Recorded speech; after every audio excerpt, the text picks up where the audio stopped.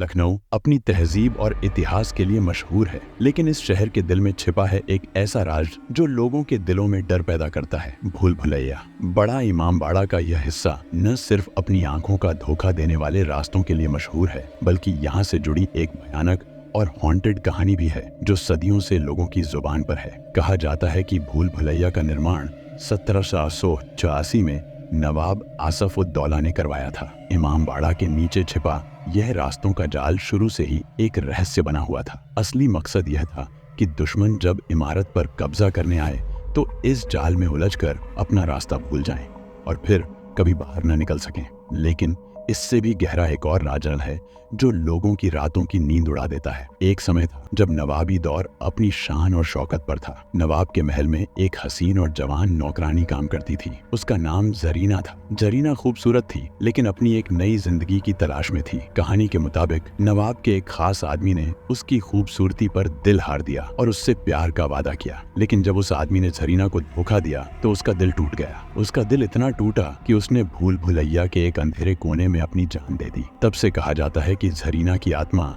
भूल भुलैया के रास्तों में भटक रही है। लोग कहते हैं कि अगर आप रात के समय भूल भुलैया के अंदर चले जाओ तो आपको एक औरत की हल्की सी परछाई नजर आएगी। कभी कभी उसके पैरों की छन छन सुनाई देगी और कभी कभी तो उसका रूप भी सामने आ जाता है। जरीना की आत्मा अब भी वहाँ एक इंसाफ की तलाश में है जो उसे कभी नहीं मिल सका। एक ग्रुप ऑफ फ्रेंड्स भूल भुलैया की रात को सैर करने गया था। उनमें से एक लड़की का नाम अंजलि था। उस दिन वो लोग हंसी मजाक में अपनी सैर का मजा ले रहे थे, लेकिन जैसे ही वो लोग भूल भुलैया के एक गहरे रास्ते में घुस गए, सब कुछ बदल गया। अंजलि ने महसूस किया कि कोई उनके पीछे पीछे चल रहा है। शुरू में तो उसने सोचा कि शायद ये उनका अपना डर है, लेकिन जब उसने पलट कर देखा तो एक छाया थी, एक औरत की परछाई। अंजलि ने ये बात अपने दोस्तों को बताई, लेकिन किसी ने उसकी बात को गंभीरता से नहीं लिया। लेकिन जैसे जैसे वो आगे बढ़ते गए, एक अजीब सी ठंडक फैल गई। हर कदम पर उन्हें महसूस होता कि कोई उन्हें देख रहा है। अंजलि के साथ एक और लड़का था जो उसका सबसे अच्छा दोस्त था। उसने कहा कि चलो,